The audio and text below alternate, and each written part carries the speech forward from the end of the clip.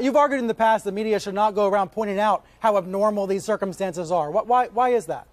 Well, I mean, I think that it sort of depends. Like, this stuff over this weekend was not particularly normal. So it's hard for me to argue the media shouldn't be saying that, the president is acting in non-normal fashion with regard to the Russia investigation. That said, I think that because the media have been saying not normal so often for so long, for over a year, for 2 years at this point, at a certain point it becomes the boy who cried wolf. Even when something is not normal, as it has been this weekend, I think there are a lot of folks who go, well, that's just the media spouting off. How are we supposed to trust them after 2 years of them saying that everything the man does isn't normal? Isn't that partly because there's been a decade-long movement on the right to discredit the media well before President Trump came along? Yeah, I would be surprised if it's just a decade. I mean, I think that on the decades long. On the right for as long as I've been alive, there's been a lot of questions about media objectivity, and I don't think that those questions are ill-founded. I think this is why, as I've been saying, it's really incumbent on the media to do as much reporting of the facts as possible and leave a lot of the hyperbole out of it. I know that's really difficult in a time when, the hyperbole seems to not only get ratings but also to jog people's kind of amygdalas. But the fact is that the more the media underplays, I think the better they will do in terms of people trusting them. Because at this time, what's happening right now is everything's breaking down into tribal affinity. President Trump says fake news. A lot of his people say, okay, well, if the president says it, the media are fake on a lot of topics, or at least they are biased on a lot of topics, so why wouldn't they be biased here as well? The media sort of need to bend over backwards to prove that they aren't biased, especially in cases like the Russia investigation. Again, I think that what the president's done this weekend is not normal. I think that if the president were to fire Robert Mueller, it would precipitate some really devastating politics in the country, for sure, and it should. But I think that it's important that the media hold their fire up till the point where something really terrible has happened. I'm sorry, but the firing of Andy McCabe, for example, on Friday, that was recommended by the OPR. That's not something that is wildly out of bounds. What is out of bounds, obviously, is the president talking about firing Mueller, or if he would actually fire Mueller. Where do you see the most egregious media bias right now? Well, over the last 3 weeks, obviously, the coverage of the gun debate has been absolutely egregious. I mean, I don't want to single out your network, but CNN's been pretty bad on this from a conservative perspective. The idea that when there's a mass shooting, that the media feel the necessity to put on TV not only survivors, but specific survivors, that there's a certain subset of survivors who make it on TV a lot, and there are certain other survivors who don't, and that they decide to single out certain events and not other events in order to make a particular case, or they allow certain people to go on TV and suggest that folks like Dana Lash or people at the NRA are evil, don't care, they're terrorists, and there's no pushback from the anchors. This sort of thing makes a lot of people on the right feel that the media are really using this as an opportunity to push gun control rather than objectively covering the legislative efforts that are going on in Washington, D.C. So your view is it should be 50-50, even if most of the students are urging gun control measures? You want it to be 50-50 or no, what? I think 80-20 would be fine. I mean, I think that anything but 95-5 would probably be a good thing. And I think that it's also pretty obvious that, listen, everybody, this is my opinion about journalism, everybody in journalism has their own political views. We all vote, obviously, or at least most of us do. And it's not a pleasant thing when people in the media pretend their political views are not influencing their coverage when it's so obvious that those political views clearly are influencing their coverage. But is it political just to want fewer gun deaths? That's not political. Well, obviously, it's not political to want fewer gun deaths. Nobody wants more gun deaths. I think that what is political is allowing certain people to go on TV and without any sort of follow-up question say things like their political enemies don't care about human lives. Like, I remember CNN got very upset when Dana Lash said at CPAC that people in the media didn't care enough. CNN doesn't get upset. Certain anchors or reporters may challenge something. It's not a network-wide thing. Well, okay, but reporters need to challenge. I mean, but again, the reporters are the representatives of the network. I mean, when I tune in and there's a reporter on CNN and the CNN insignia is in the bottom corner of the crawl, there's nothing I can do as an observer but say, okay, well, CNN may have a bias here, especially if that bias all runs in one direction. It's not like some of the members of CNN are pushing a particular agenda and some are pushing another agenda. There's always, if there is a bias, it is universally to one side, and that's what people on the right are seeing.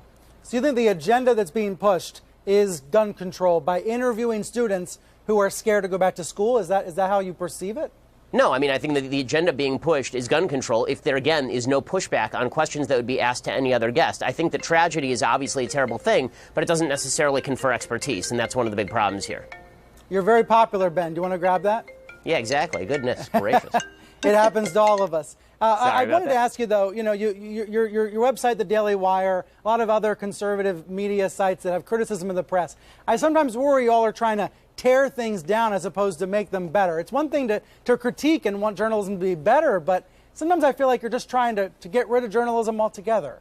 I mean, questioning the motive, I don't think, is a useful thing. If you can point out to me where the critique is wrong, I think that's one thing. If the suggestion is that the critique is invalid because the motive is invalid, that's another. So, again, I think that if you don't like the motive, then ignore the motive and take the critique insofar as it's effective, right? We all have motives, but the fact is, listen, I don't want CNN to disappear. I don't want the New York Times to disappear. I don't want the Washington Post to disappear. I want them to do what they say they are supposed to be doing.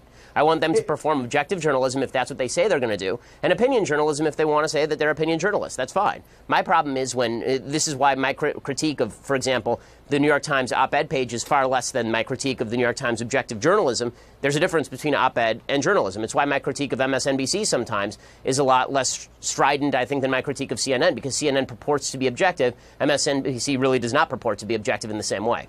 Part of me thinks that you and your colleagues at the Daily Wire should try to get jobs then at the New York Times. If you don't like the coverage, try to be a part of the solution as opposed to complaining about it. I mean, I don't know. Would you hire me? I really doubt that. And not only that, I wanted you as a guest for many I'll be months. Frank with you. I mean, I make a lot of money. I wanted you as a guest for many months. I was wondering, the Daily Wire has been growing. Your profile has been blowing up. There was talk about you maybe taking over Glenn Beck's The Blaze. Can you tell us if that's true and where you see your media company going in the future?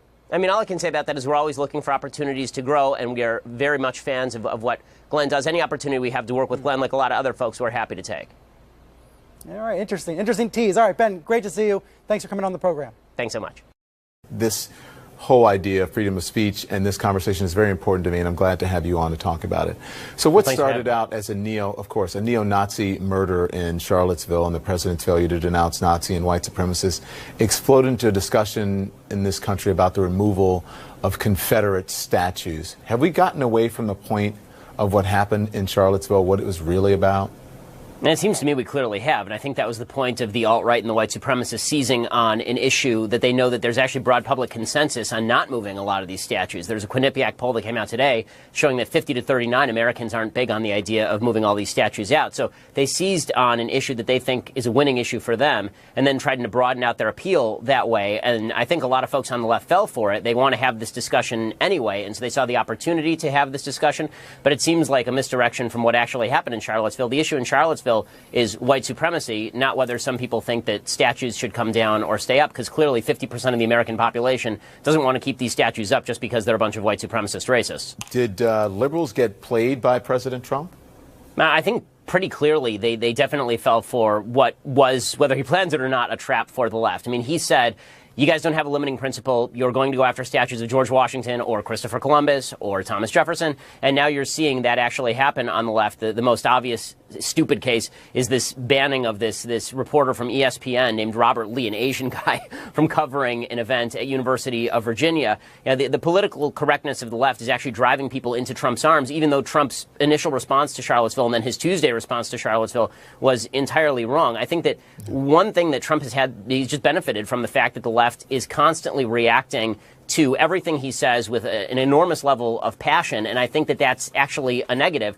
Even what he did last night insofar as going after the media, because the media reacted, instead of doing objective analysis of where he was not telling the truth, they jumped to extraordinary critiques of his mental health and talking about how he was crazy and how he was morally bereft and all this stuff. All that does is it plays to his crowd. His crowd thinks that the media is out to get him. His crowd thinks that the media have a particular emotional animus for him personally. And so anything that the media do is going to exacerbate that. Well, two things. And by the way, just because ESPN, I want to get it correct. ESPN has responded, and they're saying they didn't ban the guy's name is Robert. Yeah, they moved Lee. him off of it. They didn't ban him. They asked him if he wanted to, and he picked something that was closer to his family. They said that they didn't ban him, and they were looking out for his own interest.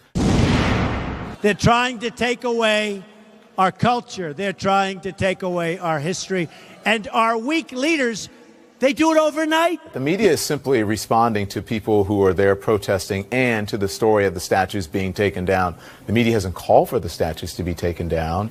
So I don't understand when he says the media is trying to take away your culture. What is... Well, I mean, I do think that one of the conservative critiques of the media, and this has been true for as long as I've been alive and probably before that, is that the media have an agenda, a political agenda, and they hide behind this patina of objectivity in order to press forward this political agenda. You know, Don, you were very passionate about President Trump's statements about the media last night, and I think some of that was justified, but I think a lot of it actually goes to what his base thinks, which is they think that you have an animus particularly for President Trump, that you have an animus for his agenda on things like Confederate statues. I think you personally probably want to see these Confederate statues come down. I mean, is that true? I mean, I would assume you do. Listen, I lived in the South for a long time, and to tell you the truth, I knew the statues were there. I was offended by the statues. Whether they should come down, I would leave it up to the individuals. But I do think that they are insulting to people, just as you would you want to see a statue of Hitler as a Jewish No, I totally person, understand your point of view. The would point you want is to go that you have to, a point which of view, I made right? earlier, would you want to go to, and listen, we shouldn't pretend that there's this fake objectivity. Everyone has a point of view. It doesn't mean that you're biased. And so, but just to get people to understand, as a Jewish person, you would not want to go to a Hitler high school. Well, that same effect, African Americans, that has the same effect. Robert E. Lee has the same effect on African Americans. And so, and also the Confederate flag. And so I think we have to be understanding of each other. It's not that I don't like the president or have an agenda against the president. I'm simply speaking the truth as I see it. Okay, so and I totally understand that, but what he's saying and what his people are hearing is he's saying essentially that you do have an agenda in terms of what you think, promulgating what you think about Confederate statues. You have a clear point of view on that. That's a perfectly acceptable and I think understandable point of view, but the implication is that you are an objective reporter who's actually propagating a point of view, whatever that point of view may be. I mean, you just said openly that you don't think that your point of view is biased, but your point of view clearly is biased. But I mean, what I said about the president last night coming out of his speech had nothing to do with statues. I was talking about his behavior on stage. So that had nothing to do with that. Yeah. Again, totally understood. But the way that it read is that you have a personal animus toward the president, and that's the way he wants to play it. So whether that's true or not, that's the way that a lot of his followers are going to take it. I only have a personal animus towards ignorance when people don't know their history, whether that's the President of the United States, a guest on this show, or someone I speak to on the street. I think if you're going to be able to, you need to be able to defend yourself. And in order to defend yourself, in order to have a right, clear perspective, you need to know history and you need to be educated about it. And in many ways, I think people who are fighting for these issues are not. And that means the people who want to take the statues down and some of